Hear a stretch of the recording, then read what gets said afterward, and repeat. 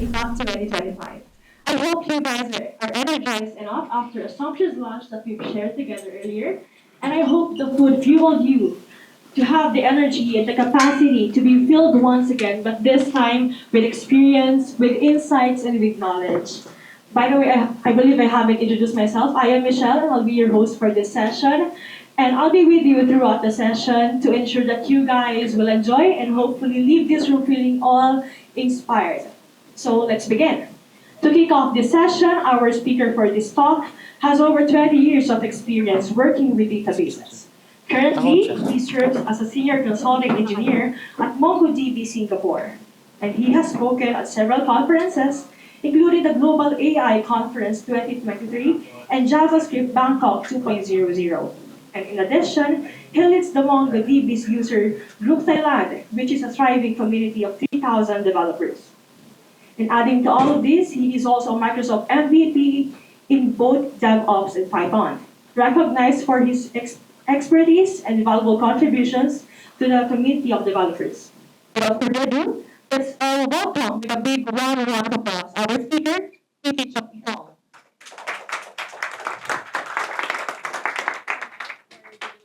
Uh, Maybe I try first. Okay. Can you hear me clearly? Yes. Okay, thank you. First of all, I would like to greeting all of you by Thai language. สวัสดีครับ Yeah, because I'm Thai. I'm Thai, but I'm based in Singapore. So sometimes my voice maybe mixed like a Thai language and Singapore language together. Okay. So today I would like to introduce myself first. That as you know, my name is Piti Champeethong. In Thai name is called Phi, but in English some people ask me what is my nickname. I said FYI, but not for your information. It's called Phi, okay? Okay, Phi, nah, it's okay. Because sometimes people ask how to spell. I said FYI. Some people, oh, what is for your information? No, just Phi, okay? Okay, thank you. So today I would like to share my knowledge about how to migrate the data from the SQL server into NoSQL server, NoSQL, which is MongoDB. Because I'm working in MongoDB, so I don't want to migrate another database to another product. Okay, so I just share with you how to go to SQL into NoSQL. Okay. Oh, just a second. Okay, the agenda. We will talk about the how challenge that I met when I work with customer, but I cannot mention any customer, okay, because NDA, you know. But then I just go to why I use the architecture and in deep dive to the step procedure, how to migrate the big data in relational database into NoSQL, and then Q&A, okay. So first of all, when I come to the customer, I talk to them, but unlucky for me because I'm a person who work with customers that have prepared the solution already. This is the one challenge because the business focus already. That's why I cannot choose another technology. Okay, this is something that you will face when you work with customer. Okay. So that means the first thing they use the Google Cloud platform, which is it will be matched with our MongoDB Atlas Google Cloud platform also.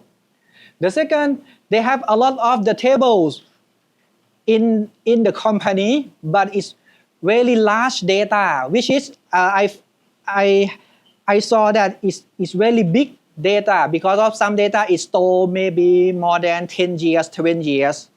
So it's really huge. So that's why I just think, it's how to migrate. But we discuss later on. So it's like a massive data. It's 1 billion. It's more than 1 billion. But I just say 1 billion. Okay. And also when you face some problem about relational have a structure, right?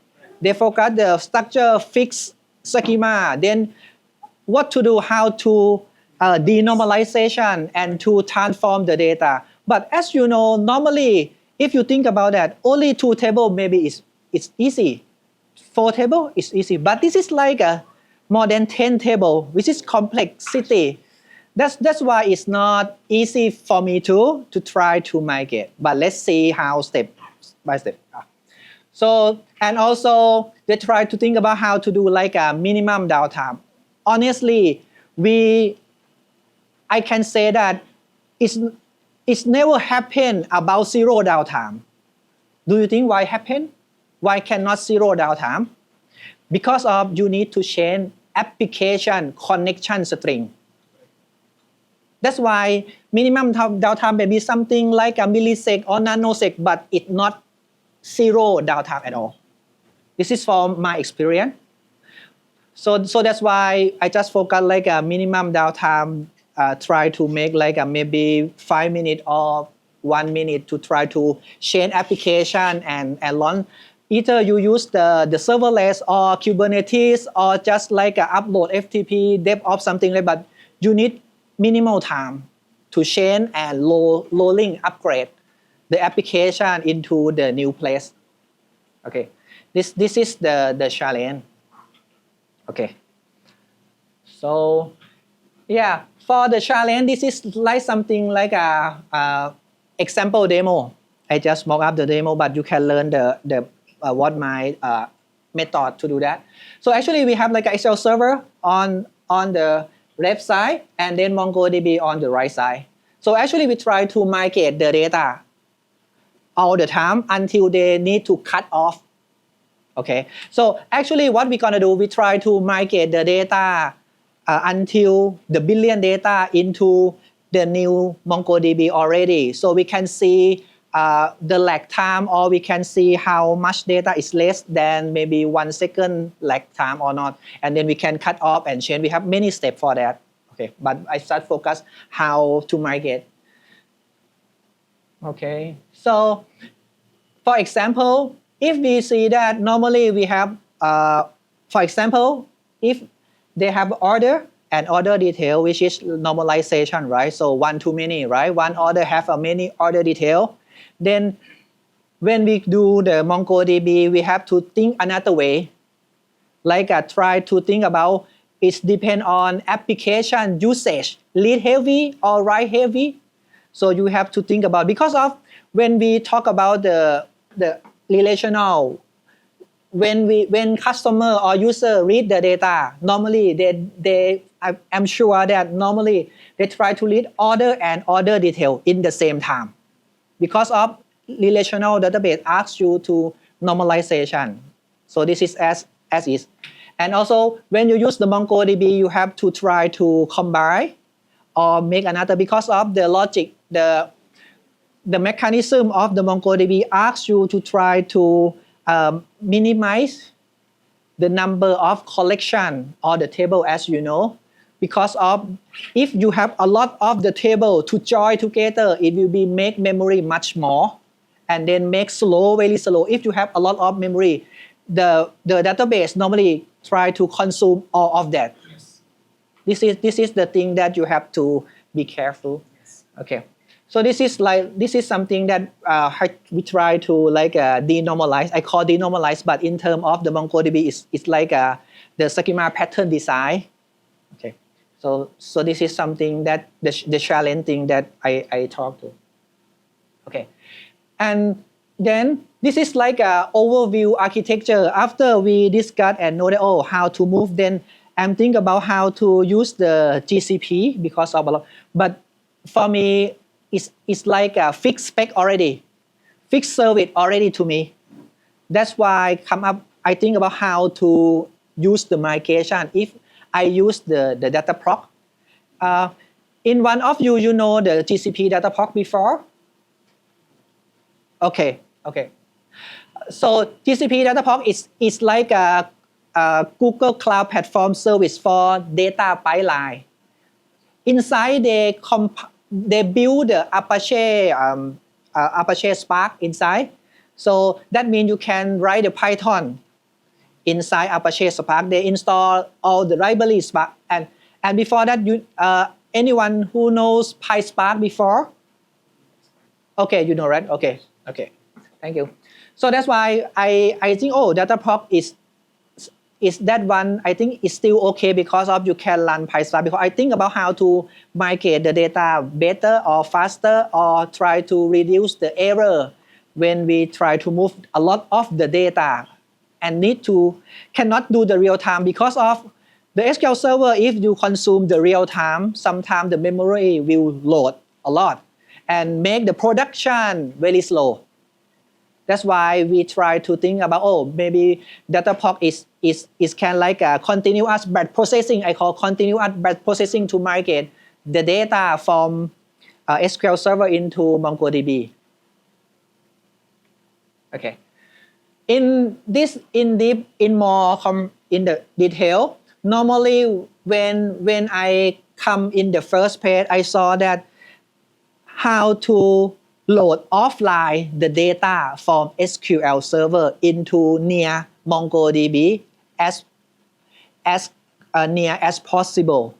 Because of normally when you use for example, if you use the order, right? You have order detail, but we forgot product, right? So normally the product or the member. So normally product and member may be very rarely changing or rarely update. That's why I'm thinking how to cache in this data, a part of try to read every time from SQL server. So that time I thought the first solution is try to make on the BigQuery, because I heard that BigQuery the customer allow us to do that to like a host, but it's like a faster to read in terms of the processing to read the data. But unfortunately, I did not do that because of I think the BigQuery make faster, but it make my coding complicated to handle handle BigQuery. Maybe another thing is and the end when I deliver this solution to customer for maintenance, it will be not good because customer need to learn many things. They said, what happened? So that's why I'm thinking for the customer for maintenance also. So that's why I try to, and unfortunately we try to store that data into our MongoDB itself. It's better to do that. Okay. So this is the big, and storage, why I need storage? Because of the Dataproc is normally it seems like a read-only VM that install the library for Apache Spark inside. So that means if you upload Python and you change code and one time the cluster will be something wrong, maybe your code is gone. So that's why I upload all the code and library into cloud storage and then use Apache to read library and some source code from the cloud storage into Dataproc. So you see like a Dataproc, it seems for me is like a process for execute, read only execute inside, and then we store all the file into cloud storage and read file together. This is something that I use for that. Okay. So this is like a summary of the information, like a Python file and Python library I upload into GCP bucket.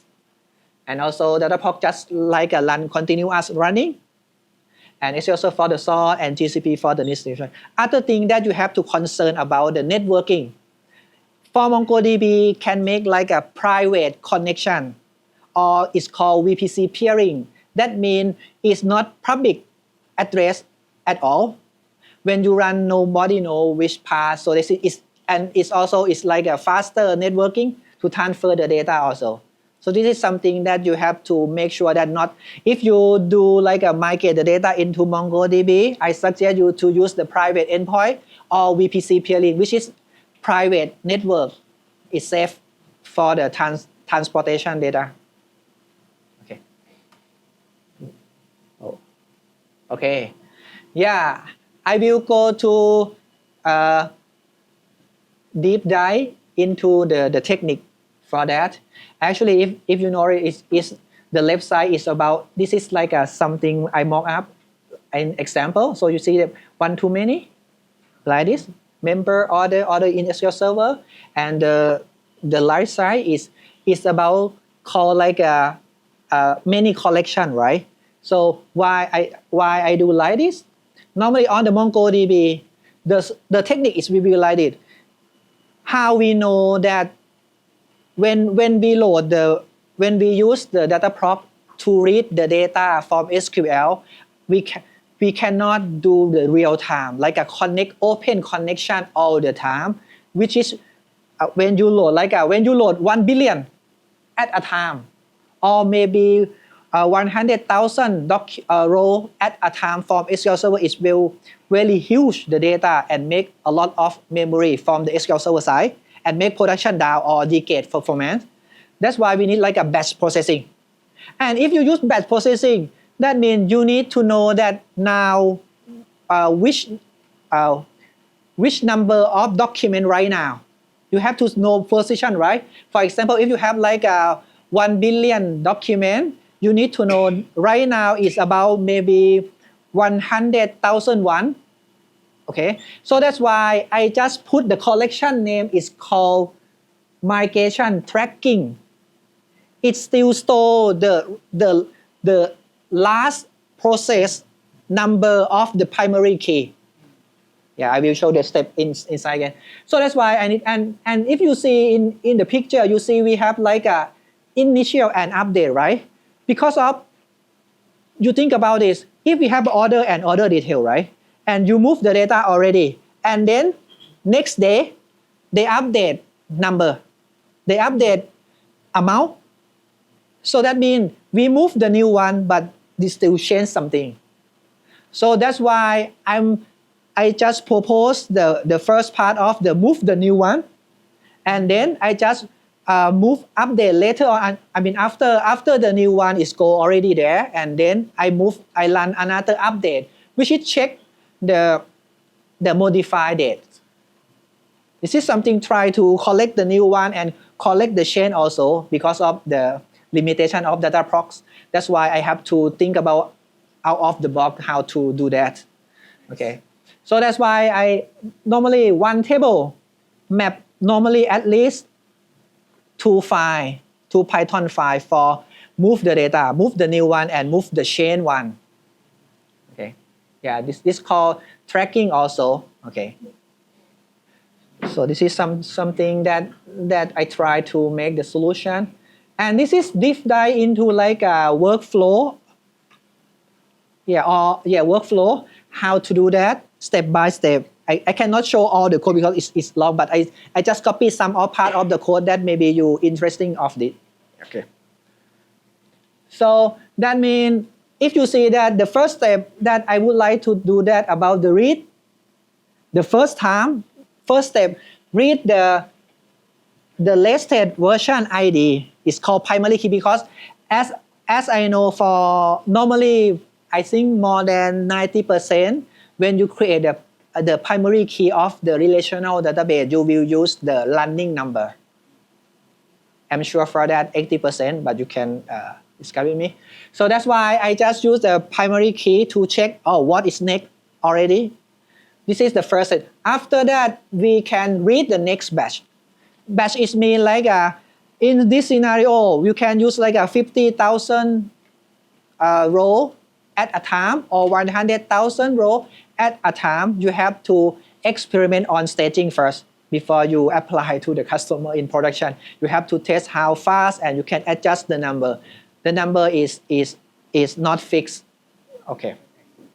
So this is like a read all the batch all the time.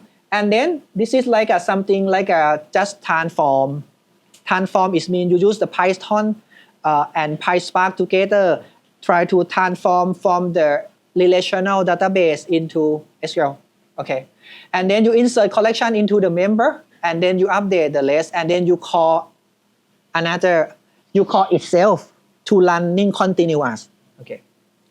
So this is something that I just simulate you, that if you see like an order and order details like this, normally it will be like this, right? Okay. Yeah, normalization, yeah. And then when we convert into MongoDB, we just do like this. This is like just one design pattern. I cannot guarantee it's work or not, but this is like a one of that you can do that. Okay. So you can do like a, this is called like a embedding document design pattern. Okay, so we just call into this one. Okay, and then when I deep dive into the data prop or Python code, we need to do something. This one, this is called for SQL Server. We can do like a with no log. With no log is mean like a read dirty, but for me because you read in the past, so I don't think dirty read is a lot. So that means we try to read to unlock the process to lock the data. So that's why we have to do like a with no lock. This is from the SQL Server side. Okay, just use no lock and then member the next member there. And the best size is like a 50,000 or 100,000. But this is like a huge code. But actually, this is style how this is code for the function continuous. After you update everything, you have to call itself. You call the endpoint, which is call the data process, data pop again. So we run again and again and again. So this is something is for me it's called like a continuous migration. 50,000 and then call this function and 50,000 and then call until this is like a recursion itself. It's looping. But this is not something have a limitation. It's not the good way, but is in that time I use this one. Okay, this is continuous, and this is like a main. So this is something we need something like a sleep time. Why? Because of if you run data POC, you see it's really fast.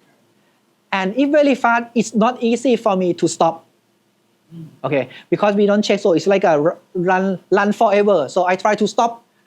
So in that case, two things, you have to stop VM of the data POC. It stop everything, but it's not good, right? To tell customer, oh, you stop this. That's why I try to use the sleep, maybe 10 seconds or maybe 1 second to see the gap to run before go to the next. You have to see and you can stop it. This is something solution, but I know this is not perfect, but it's like a work solution in that time. Okay, and this is like a command line when you run use the Google Cloud command line. You can run this command line to show run this cluster region and then put the library here and then the file from the cloud storage bucket.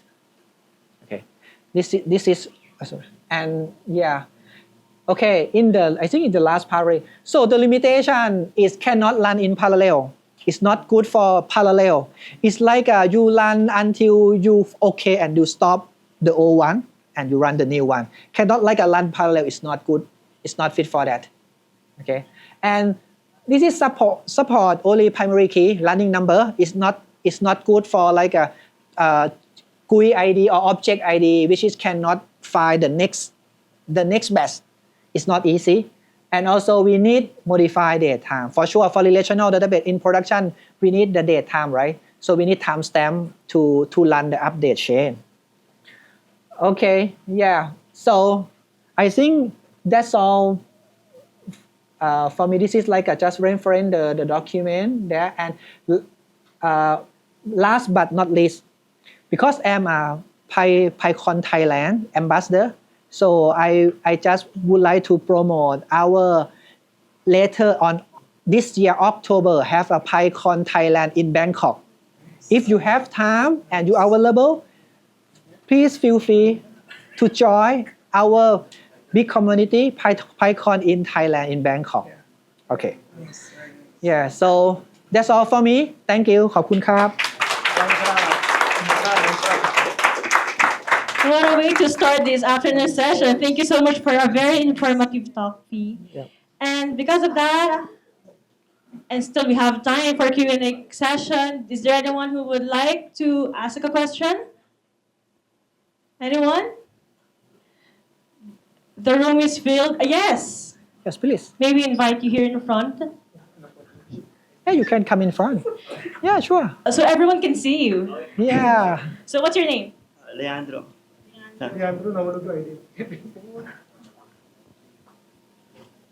สวัสดีครับคุณผี Okay, ขอบ yeah. คุณครับสำหรับ presentation ดีมาก Oh, เล you ย can talk Thai. คำถามผมคือ what happens if my database has no primary key or no created date modified date so what workaround would you suggest Okay. Actually, if okay, thank you your question.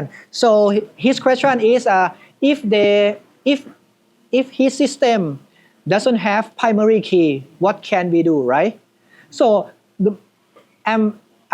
for me, I'm curious that for relational database, you don't use any primary key at all, or not. This is the first thing.